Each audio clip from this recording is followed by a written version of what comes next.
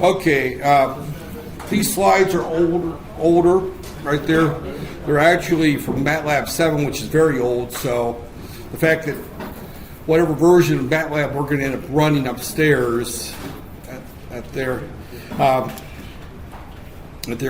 And again, I will tomorrow morning when I first get here go and find out what it's going to take to get a working projector in that room, as in now, right there, because we're going to have to move up to the lab on the 6th floor. Okay, MATLAB is basically right there, and let me just kind of jump into here. This is the typical MATLAB desktop when it comes up. Now mine's going to look a little different. Yours upstairs will look a little bit different, but it's going to look like this right here, right there. And MATLAB is a generic. Matter of fact, let me go through some other slides first, because we start up there.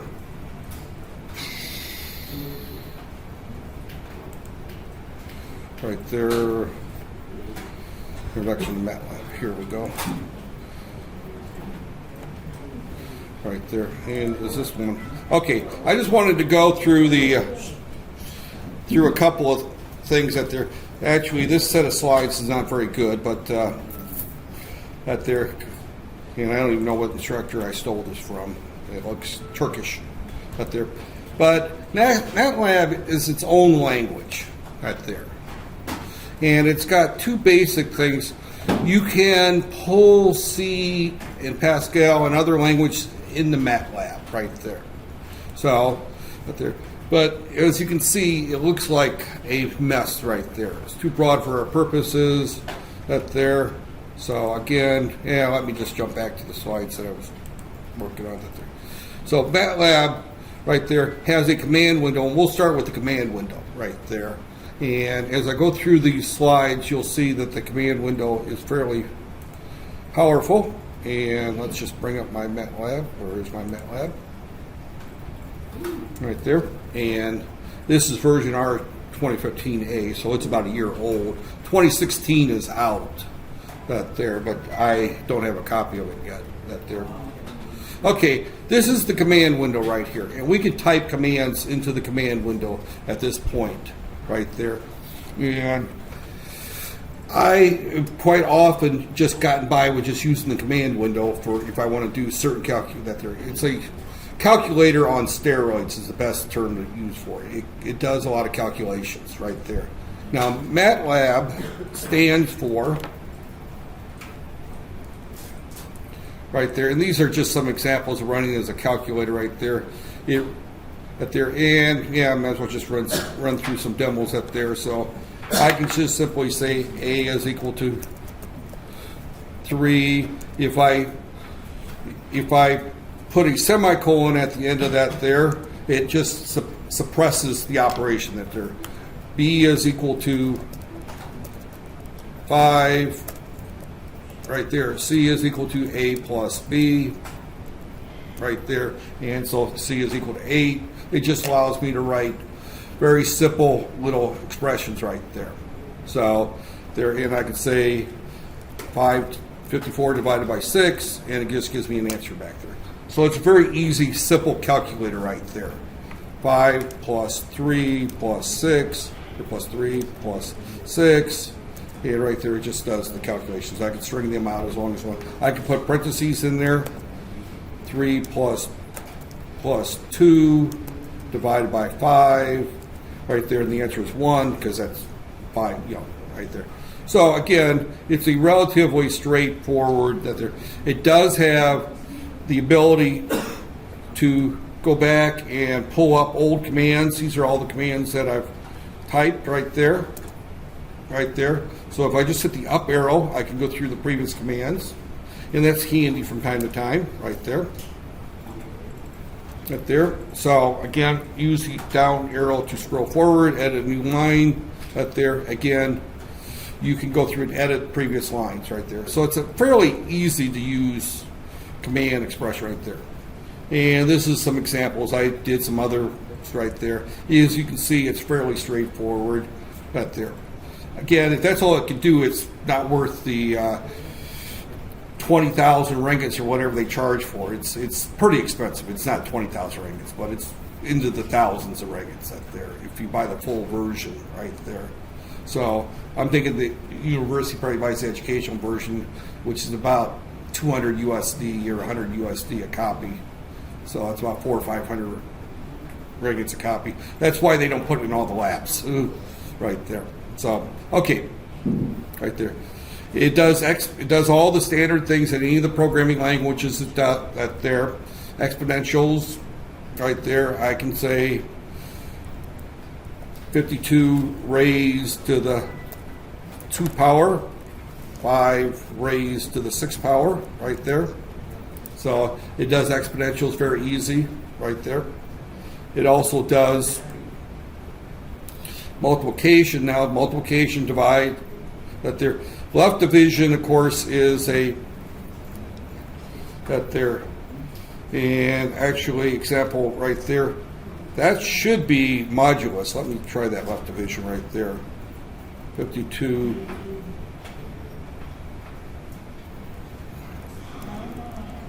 Oh, that's strange right there. Actually, 5 divided by 52. Actually, the left division, all it does is divide the other way. That I don't see any power in that there. Normally, left division is a modulus right there. So, right there. So left division right there. So it gives me the right there. It's the same thing as if I say left division. That's the same thing as actually dividing A divided by B right there. So addition, subtraction right there. Right there. Order precedence is the same as any other language. Parentheses are done first, exponentials are done next, multiplication and division are done, and then finally addition and subtraction is done right there. So that just simply says that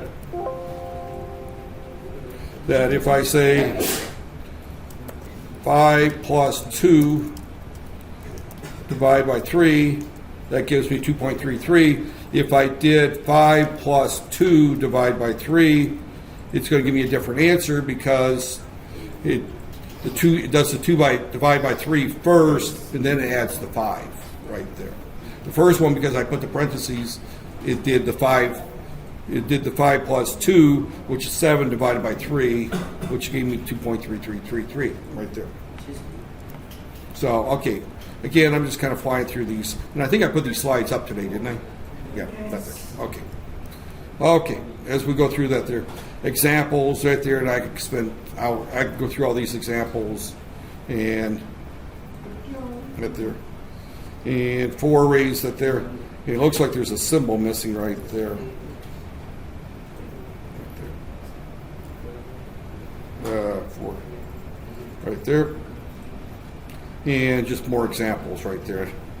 The assignment operation is right there, is that that there assigns a variable. Now, one thing about MATLAB is we don't have to initialize variables right there.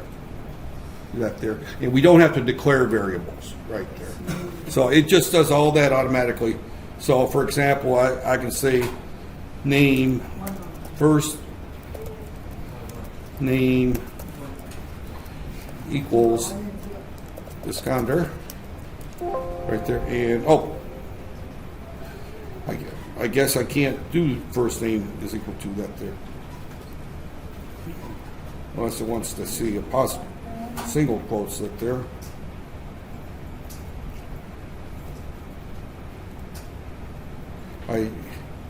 I guess it assumes. Again, I don't use strings with MATLAB very often. Right? Yeah, okay. If you want to do strings, it's a single quote, not a double quote, right there. So for first name, and it comes back as Iskander there. So I don't have to declare Iskander as a string. My only mistake is that I put the double quotes there, and you can see how handy it is to go back there and just edit that line right there to fix it right there.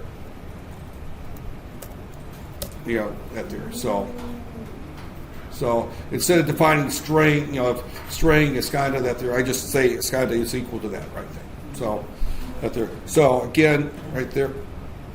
So again, typing x is equal to 3, that there x is equal to x plus 2, that there algebra, but in algebra this implies that 0 is equal to 2, that they're all they're saying is that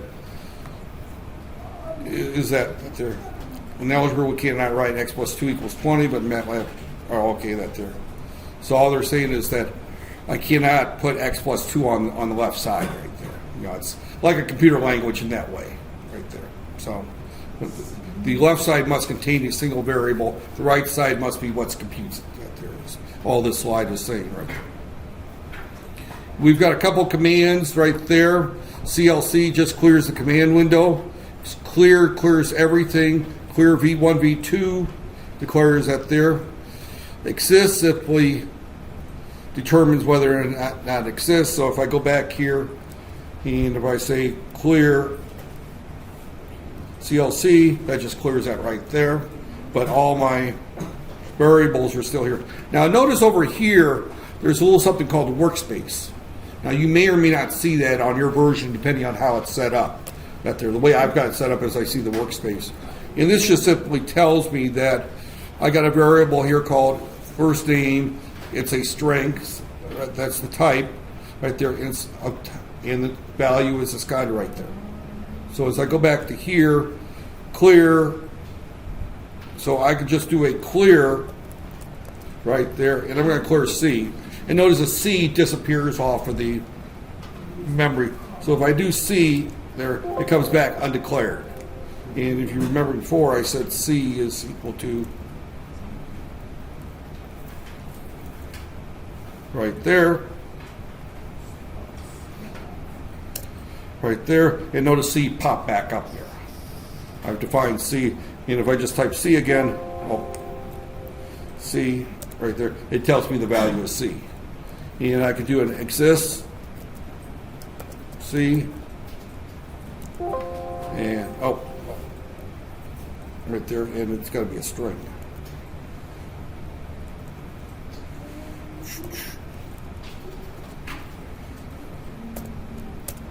And the answer is 1. C exists is all that says. That there. Not a very useful function. I never use the exist that there. So that there. So quit that there. Quit and exit do the same thing. If I just type quit MATLAB exits here, if I type exit that there. So again, the command window is not very useful other than, well, actually I shouldn't say that. I use the command window probably as much as I do anything, because if I'm sitting down working a homework problem or trying to solve something, the command window is fairly slick. So right there. Okay. Right there. So you got who and whose list that there, colon, generates an array that there. Now MATLAB stands for Matrix Laboratory. So what it does best than anything else is it handles matrices right there. So that there. So I can do all kinds of operations with matrices that there. So who just simply lists all the variables and who is their sizes, and if they have imaginary parts, so I can just do a who right there and who right there, and it just simply tells me how much memory each one's taking up there. So it's who, it shows me all the variables in memory, and whose shows me all the memory, and not their values, but their size, how much memory. So A is a 1-by-1 matrix right there, or a single variable. It contains 8 bytes, and it's a type double. Right there is its type. First name is a 1-by-8 matrix right there. It's got 8 values, and they're char right there. And the reason it's got 8 values, if you count the number of letters in Iskandar, ISKANDAR, you've got 8 letters right there. If I said first name equals Iskandar hack right there, you'll notice that there, if I do a whose right there, it's now 26 bytes It just simply tells me the size out there. And also notice that over here, it changes its value right there. Now, if you've got the workspace shown on your desktop, like I've done here, doing who and whose really doesn't make any sense too often right there, because this lists all my variables right there. So, right there. So as we go back to my slides right there, all right, colon generates an array having regular space elements out there. We'll get to that. Comma separates terminals elements of an array. Semicolon expresses screen printing. We've already up there. And dot dot dot indicates it's going to go to a new line. And we'll see some examples of that there. Okay. There. Answer is there. We can specify, the accuracy of a floating point there. We can also define numbers as complex right there. And we also have infinity and pi. So just going to give you an example right there. Pi is 3.141 right there. It just knows what pi.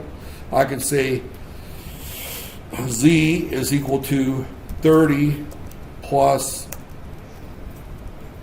I times 20 right there. And that just simply shows as a complex number right there. And then I could do an ABS Z, for example, and that tells me the up there. That gives me the square root of the sum of the squares right there. That's the magnitude. And then there's another one for finding the angle. We'll see that there. But ABS is a function that just returns the absolute value of something. And if it happens to be a complex number or a vector, it's going to return the magnitude right there. That there. And of course, as you can see, having complex numbers is a really neat thing versus trying to keep track of doing complex numbers with a calculator is kind of a pain in the neck right there. So if I have two complex numbers, let's say z is equal to that, and I'm going to say I is equal to 2 minus I times, or j, I can use j times 5 right there. And I can say v is equal to I times j, or times z, and that gives me the voltage across an impedance, right? Right there. Because if we, as where's my cut? Right there.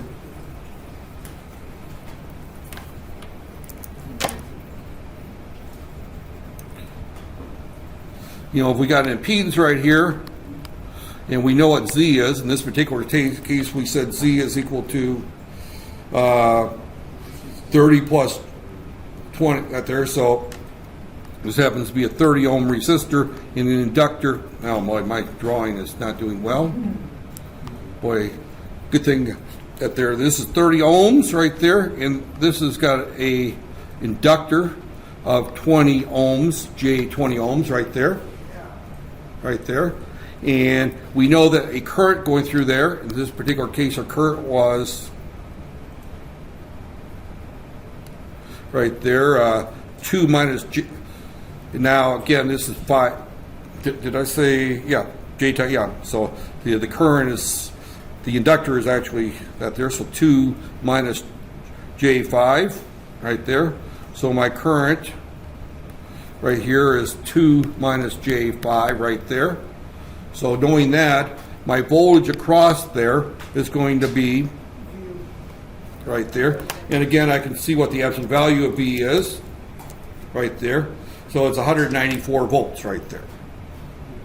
Right there. Now, I don't know the angle. We can get to the angle here in a little bit that there. But again, we can see what we would expect to see on a voltmeter right there. Right there. So again, right there. But that's the magnitude. That's going to be a peak value typically right there. Well, it depends on what those values are in right there. Okay. So again, these are some various things that we can do with that there. But I think you can see real quick if you're doing AC circuit analysis where MATLAB is probably easier than a calculator. Real fast right there. That there. And wait till we look at 3-4 loop equations and we'll see how much easier it is right there. So, okay. right there. So again, number is right there. Okay, complex is entered as C is equal to number is entered right there. It looks like some that there, although it's required for a variable I times C. Okay, that there. All they're saying there is that I could write this instead of that there. I could say I is equal to 1 minus 5j right there, and I don't have to put the times in there. Older versions you had to put the times in right there. So in other words, but I is equal to 1 minus j5 doesn't work. It's the j or the I has to be after the number. Yeah, right there. So right there. So again, be careful right there. You end up with some interesting things. I typically like to be as clear as possible and putting parentheses in right there, because right there.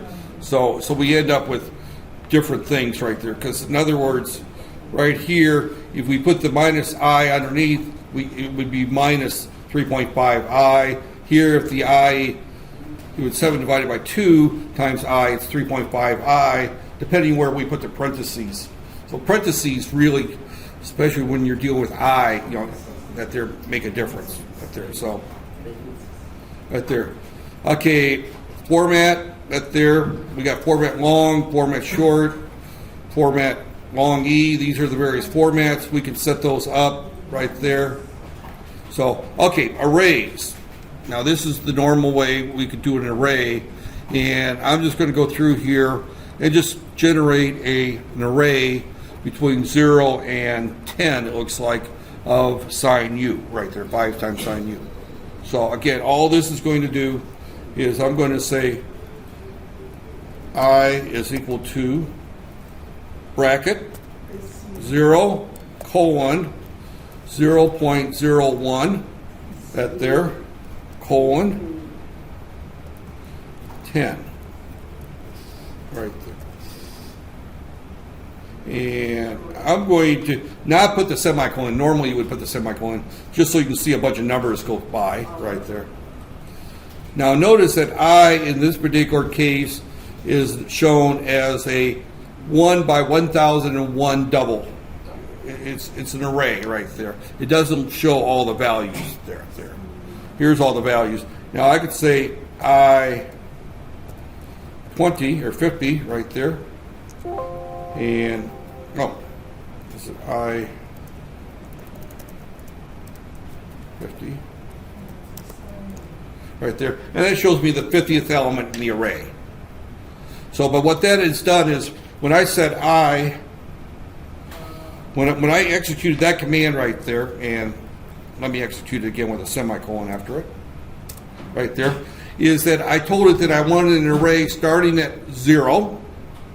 I want each element in the array to be 0.01 greater than the previous value.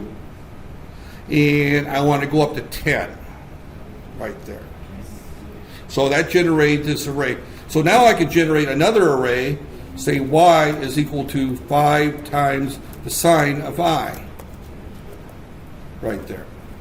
So now I've generated another array right there. So now I can do something really slick, and I can say plot I and y right there, and so now doing plots are much easier right there.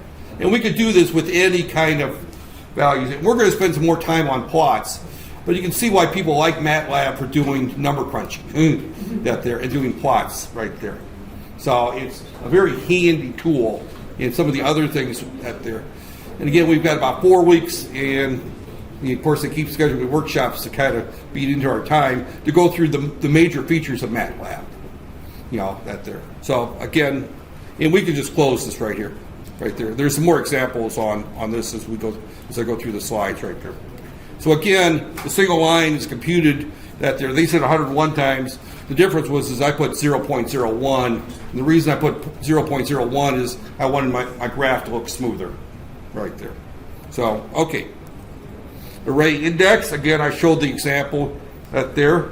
Again, you can see that I was using my C brain and I used the brackets the first time and I got an error. I had to use the parentheses in the MATLAB right there. So use the length there to determine how many values there are in the array.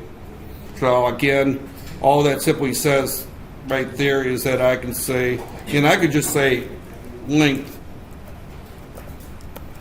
Y, and there's 1,001 elements in the array right there. Now that comes in handy if we're going to be writing for loops. Later on, not today, but we're going to be generating M files that look like C type programs that also gives us access to all the MATLAB functions. So that's why I went with C first and then came to MATLAB. Right there. Okay. Right there. So again, as we go through that there. Now another neat little tool is our root finding. If we wanted to find the roots of a polynomial, assuming that they exist, all we have to do is define the polynomial as a vector, starting with the highest level going to the lowest level, right there. And let's say, for example, I have a quadratic formula right there, and I want to find its roots right there. All I have to do, and that there is, if I want to find the roots of 0 is equal to 3x squared plus 2x plus 5, right there. And of course the roots are the two values of x that solve this right there. Now remember, a quadratic has three possibilities of roots. It has a single repeated root. It has two real roots or two imaginary roots. And you get those by running through the quadratic formula. Minus b plus minus square root of, what is it? B squared minus 4ac over 2a, right? Yeah, so I never remember that off the top of my head right there. But that's quadratic formula right there. And you will get x1 and x2 for that, depending on this value right here, the determinant. If that happens to be, if minus b squared minus 4ac happens to be negative, right there, the two roots are imaginary. If they happen to be, that number happens to be real, then the two roots are real. I mean, if that value happens to be positive. If this here is negative, we got two complex roots. If it happens to be positive, we got two real roots.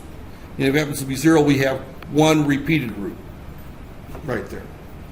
And this particular circle that here's our two imaginary roots that looks like this, our two real roots that looks like this, our two repeated roots means that we touch the 0 axis right there with 1 point right there.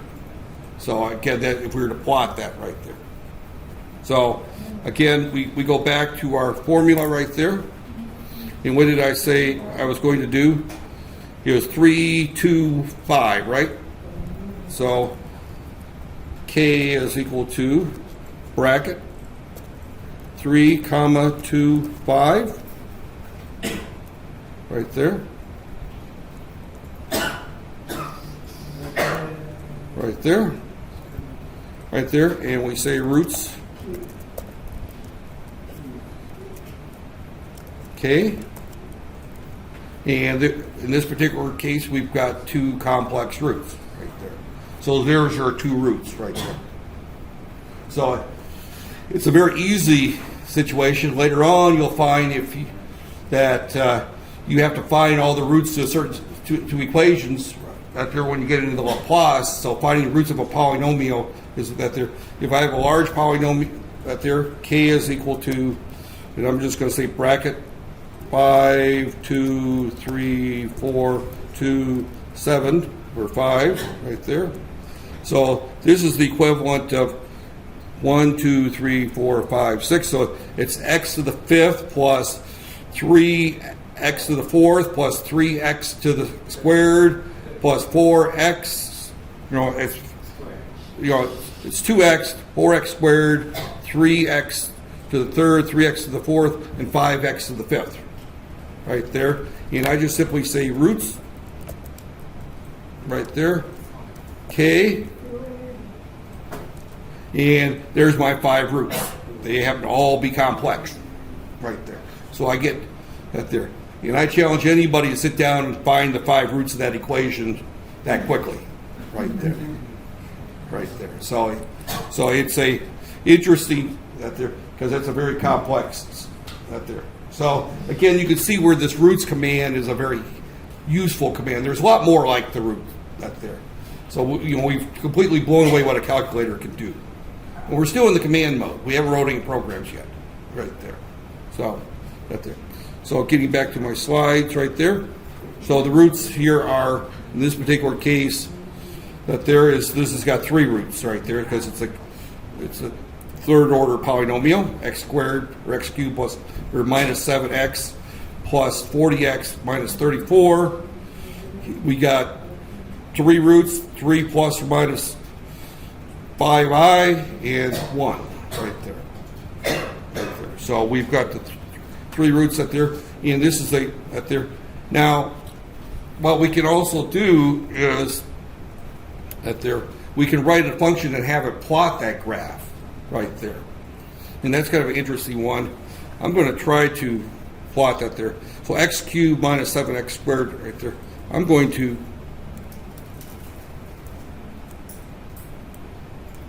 and why is this done? Right there.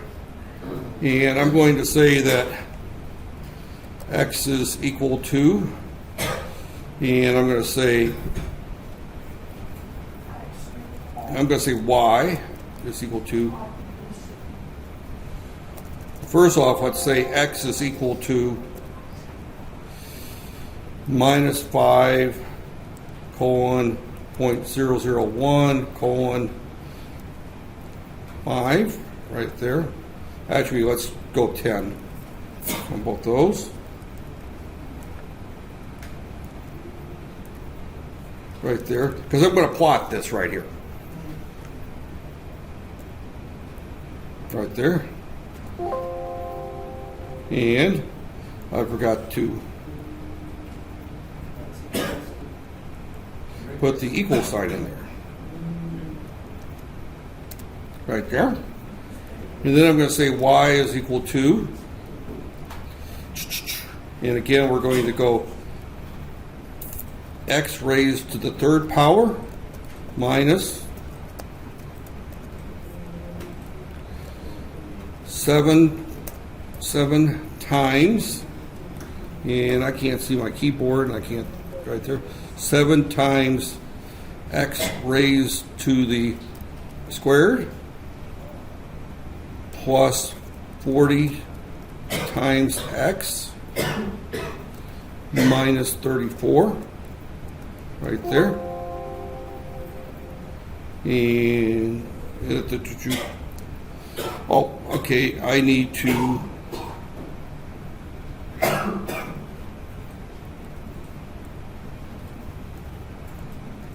do a dot.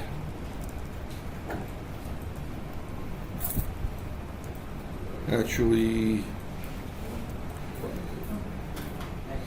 it's supposed to be, yeah, the dot is supposed to be before the 2, right? X dot, dot, dot, dot, dot. It should be used the dot, yeah, that's where the dot should be. Right there.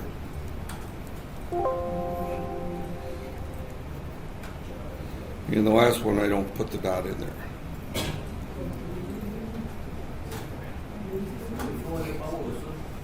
Just before the power. Oh, use power, okay. Or otherwise, use power instead. Well, yeah, that's there. Let me try fixing it. If not, I'll go on with life right there. So every place I have a power, it should be right here. This one should be before, yeah. Right there. Okay, there we go. So then I could do a plot X, Y right there. So again, to actually see the graph, I'd have to go much further out. Right there. Again, you can see that that's how you would plot this right here. So I could go back here and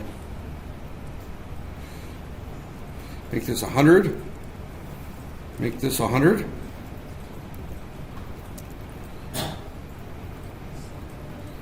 Do that one again. If you don't forget to do that one, it'll give you an error there. We found that. And then we do our plot. And it's going to take a lot longer to plot it right there because it's going through calculating. And where's our plot? Our plot should be here at some point.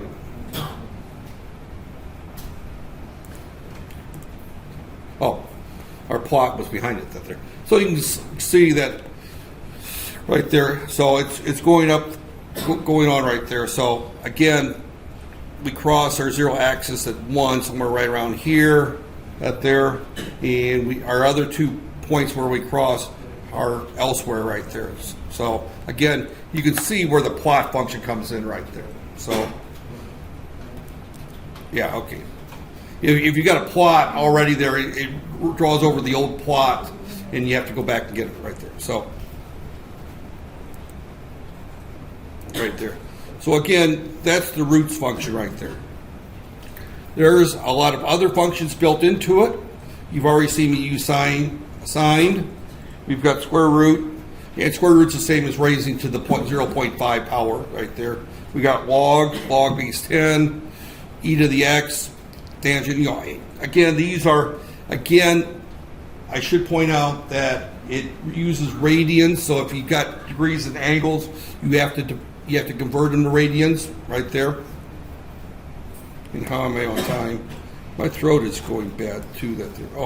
I've got plenty of time. I'll get through these slides right there. So again, one of the next things that happens is that, and this is kind of a slide thrown in the middle there, but if I type in a variable name, it first checks to see if it's a variable, show it displays a bit there.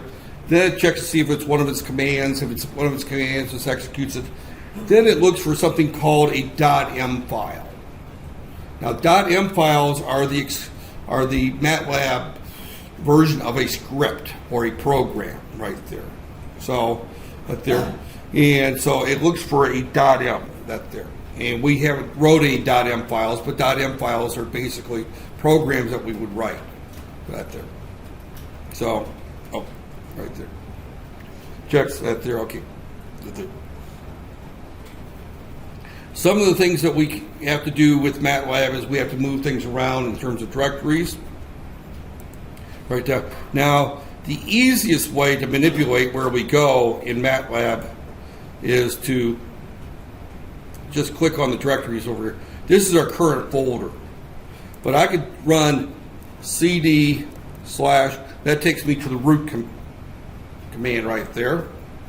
I can then go up, bring users, pull up Skanda, and I can find documents right there, and I can go into MATLAB. And that now becomes my current document that there. It's important before you start doing M files that you know what that there. And then the other thing you want to do is when I've got the MATLAB right here, you need to, as soon as I find MATLAB, right click this here and tell it to add to path. Right there. And actually you probably would say add to path. Yeah, that there. That and any subfolders right there. So that way if you forget to change it then any M files that there. Now I've got a couple M files in here, one of which is called delay. So if I type delay right there and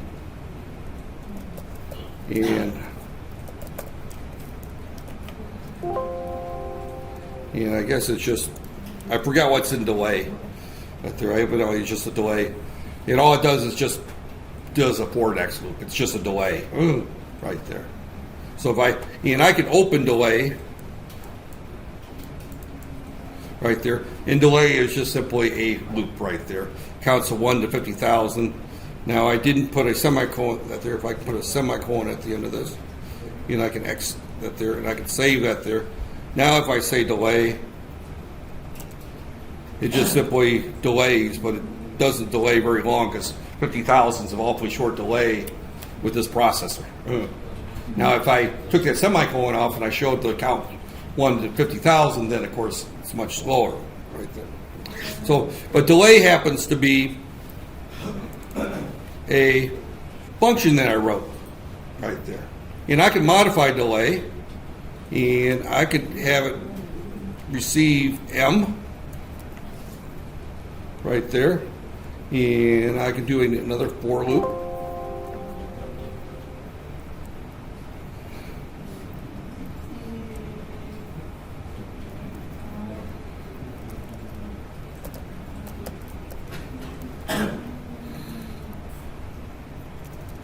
Or K is equal to 1 colon M right there. And I'm going to put a M right there. And I don't know if that's going to be right there. So again, here I passed an M that there. Now delay 5 right there, and again it went very fast right there.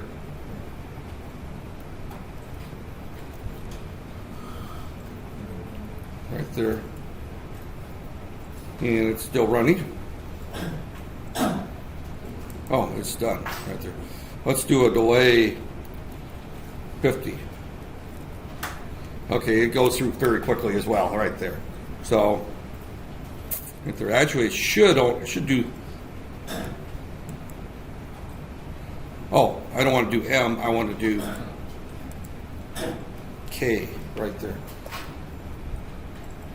Right there. So now I come down here. And what you'll see is all 50 times it printed K out right there. So again, here what I've done here is I've created 2 for loops right there. Again, you can see the syntax is a little different right there. It's 1, the starting value, colon, and then the ending value right there. So it's a little different syntax in C right there. And I passed it M right here. Right there. I passed the function. I passed it M. Also notice that I didn't do any variables.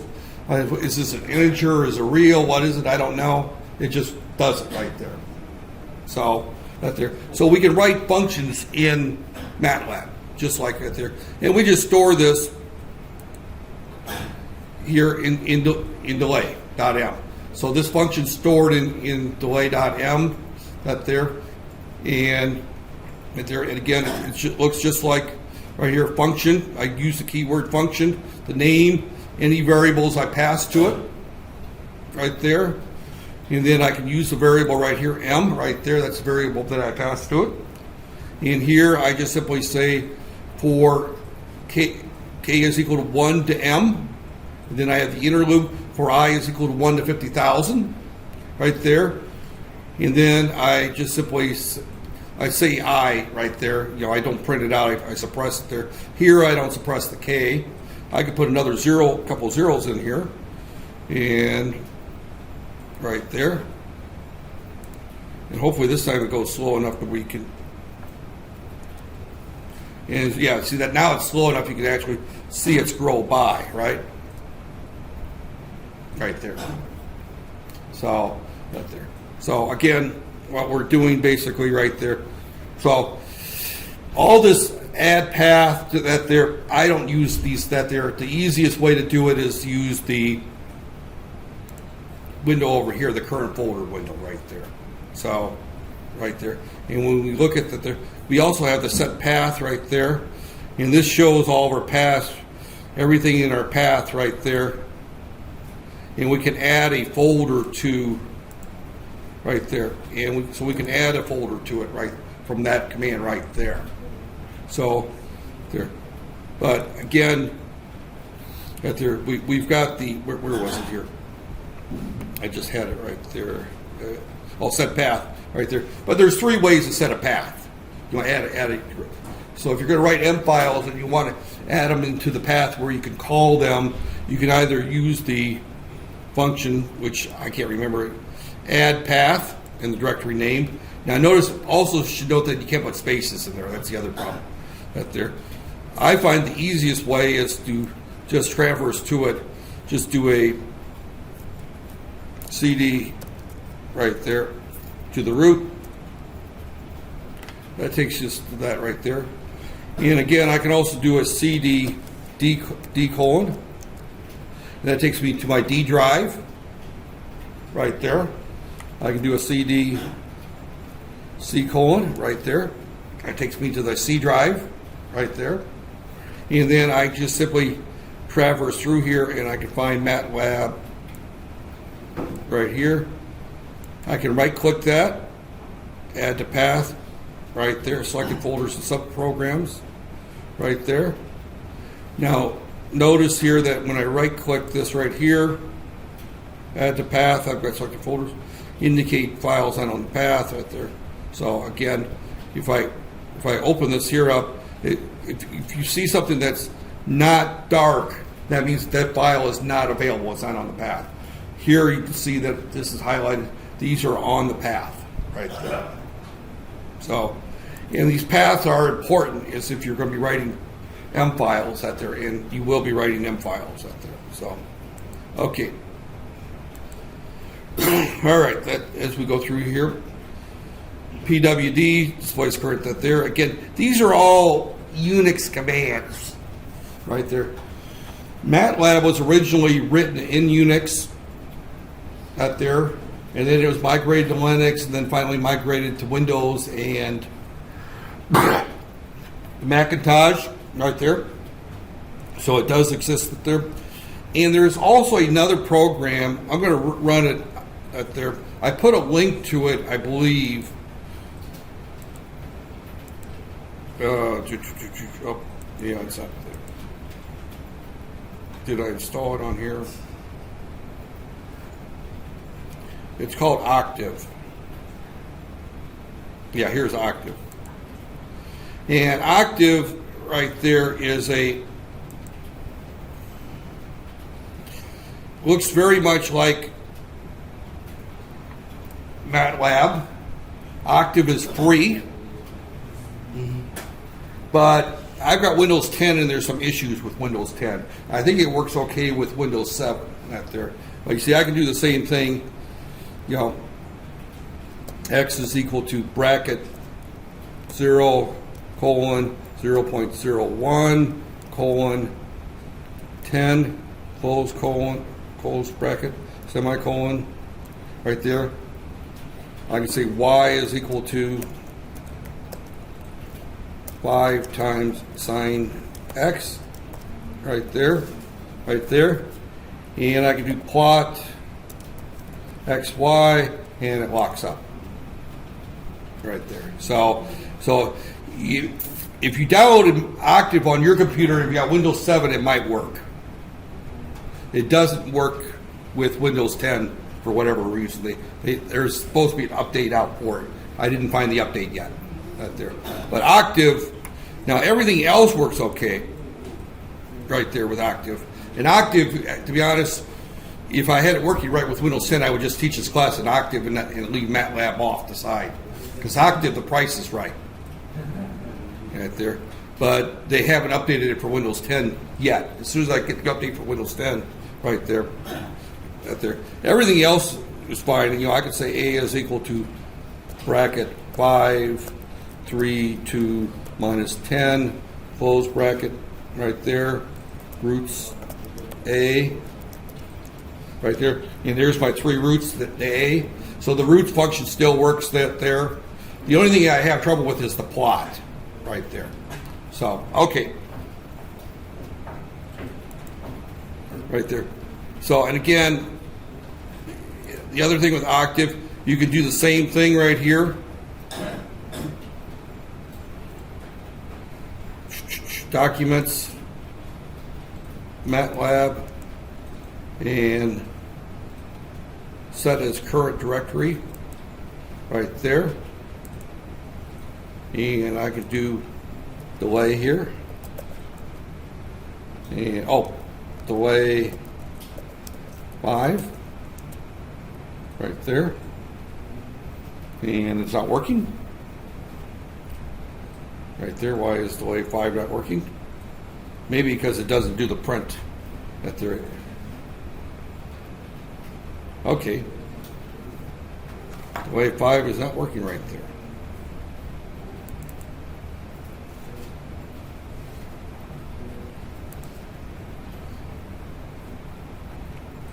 So we got some issues with Octave right there.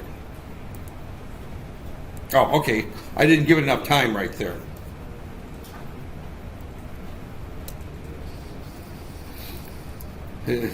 Evidently, the way it works in there is it does that there, and then it puts the output in at the end right there. So if I gave it enough time, my delay function that there, and as we can well guess, Octave is free and it's a lot slower, right?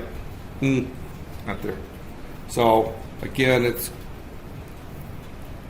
invalid there. Okay, there you can see it gave me the 1, 2, 3, 4, 5 at the end. Right there.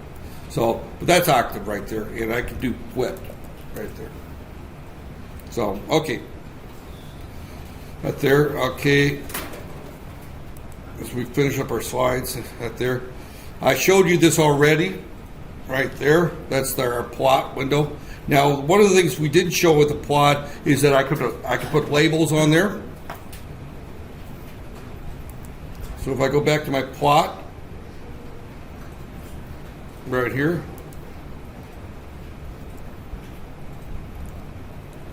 right here, right there, I can do the plot right there, and I can also put some labels on there. Let me get the syntax for that there. Okay. And, okay, it's on the same line, right there. And plot, X label, X, Y label, Y,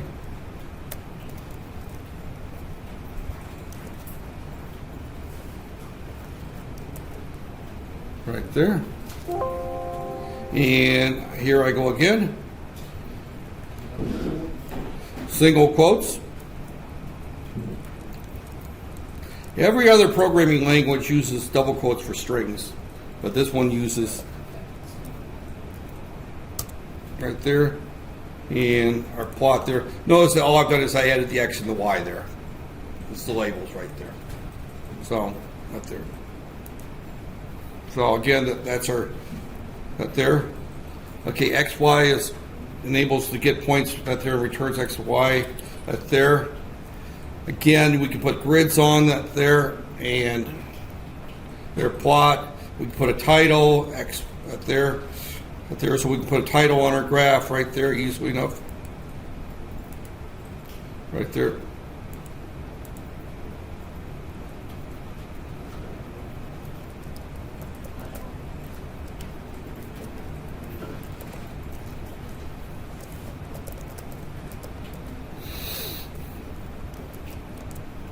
Right there, and we bring this back up, and you can see our title just shows up right there. So, right there.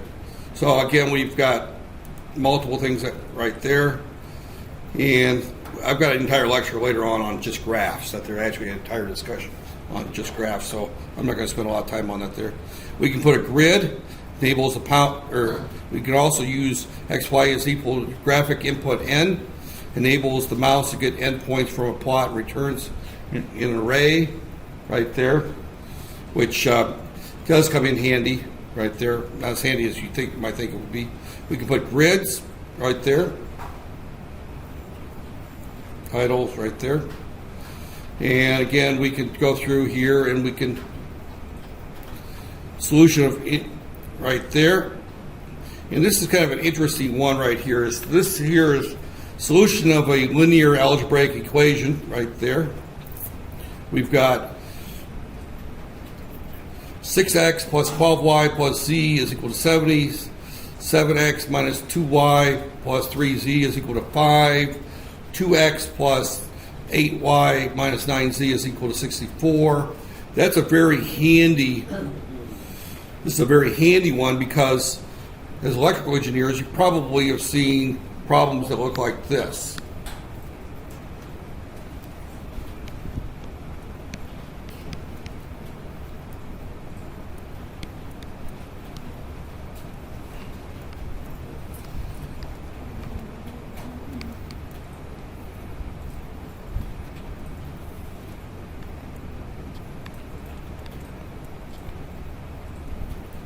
Right there.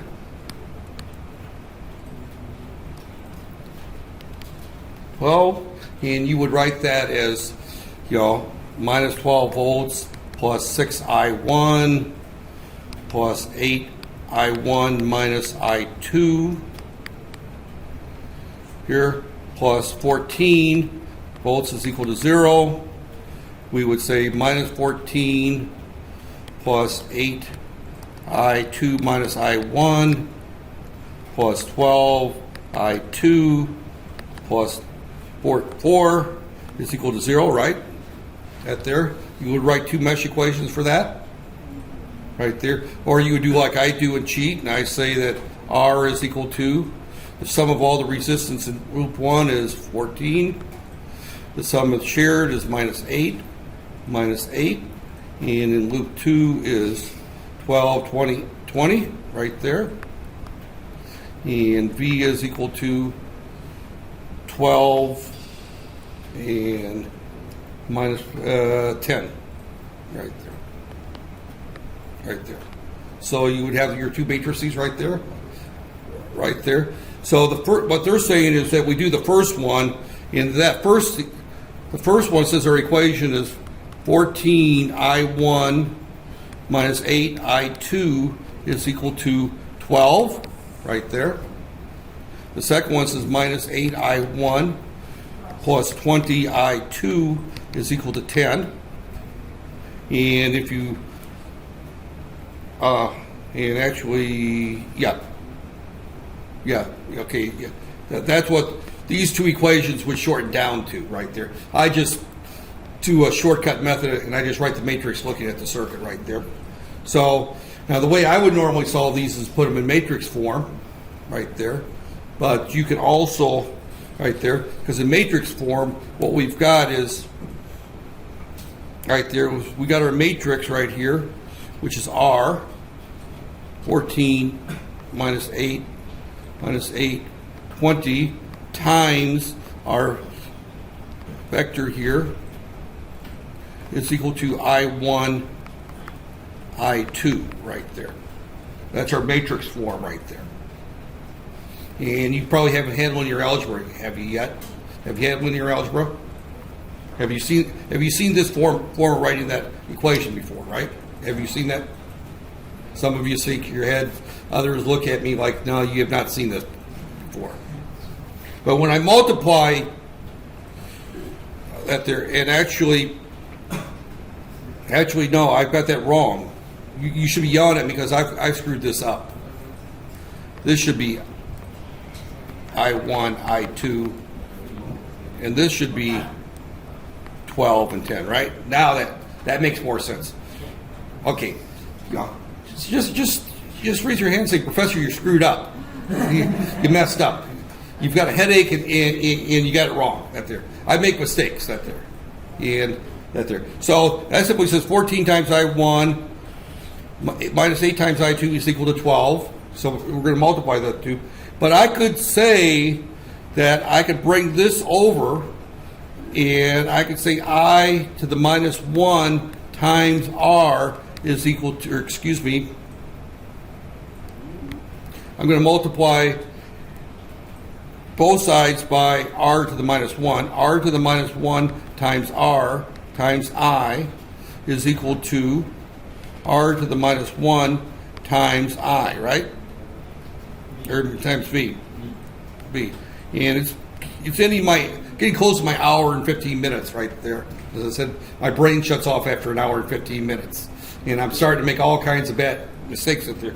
Well, these two cancel each other out, right? So I could turn right around and put that into MATLAB right there. And I can say R is equal to bracket. And that was 14 minus 820. 14 minus 8 colon minus 820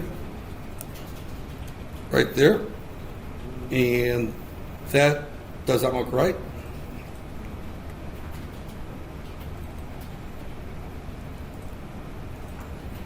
That's supposed to be a comma. No. All right, I'm getting the wrong. Shouldn't be a semicolon, is it? Yeah, semicolon. I can't remember which symbol I put in there between there to make two rows right there. So then B is equal to 12 semicolon 10, right? Right there. So I is equal to R raised to the negative 1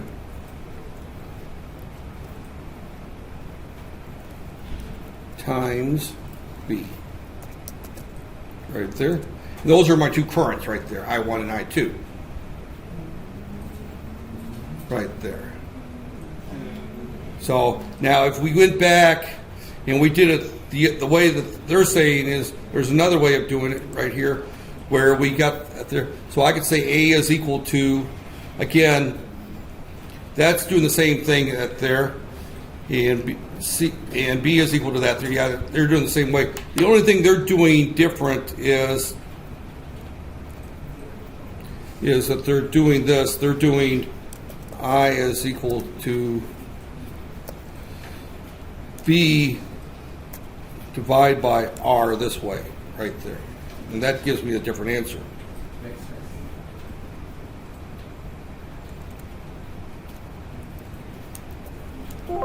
No, I can't do it that way. R. Yeah, okay. It's V divided. There, the order makes a difference right there. You have to reverse the order right there. So the way I did it is the way I've done it for years. I've never used that backslash way. I've always just used R to the minus 1 right there. But it gives you the same answer right there. But that's a way that they're, for any of you that have sat there and done this with determinants, you know how long that takes, right? Have you been forced to do this with Gauss elimination method yet? With like a 4x4 or 5x5 matrix? Have you been forced to do it that way yet? Yeah. Yeah, that's a pain in the neck, right? This is much easier than that. Now that they're, well, it's better saying pain in the backside that they're, I'm not supposed to cuss, especially since I'm putting this up on Facebook. So I think, to be honest with you, the last 5 minutes I've done nothing but make stupid mistakes. So I am going to abort right there, even though I've got a bunch more slides to go through. My head is saying bad things at there. And at there, I think this is a pretty good introduction right there. Actually, the goal was to get through about this point and then have you go through and follow along with me. But since we don't have MATLAB here at there, so okay. I will see everyone a week from Tuesday, tomorrow, right? Because next Monday's a holiday. And with his main classes we're missing, I'm going to make you come in on Tuesday and have a joint class upstairs, right there. And hopefully we can, or let's see if we can get upstairs, because that room's got MATLAB in there. If we could get it upstairs, if not, we'll do it in 323 where we've met before, right there. So just follow the Facebook link. I'll post it probably Tuesday morning. Tuesday the class is at noon, right? 12:15. Yeah. So it'd be 12:15 next Tuesday. It'll either be downstairs or upstairs. That way we don't have, because remember I got the two classes that are mixed, and I'd like to have two classes next week for both groups. So we would meet Tuesday as a group, and then meet Wednesday, meet with you guys, and Thursday meet with the ladies. The following week, Monday and Tuesday, we won't meet because I'll be down in Bongi teaching MATLAB to faculty. That there. So they have a bunch of mechanical people that want to learn MATLAB. They've never used MATLAB. So the mechanical, I think there's going to be like 4 chemical people that there. So it's non-electrical. All the electrical people know it enough to be dangerous that there. So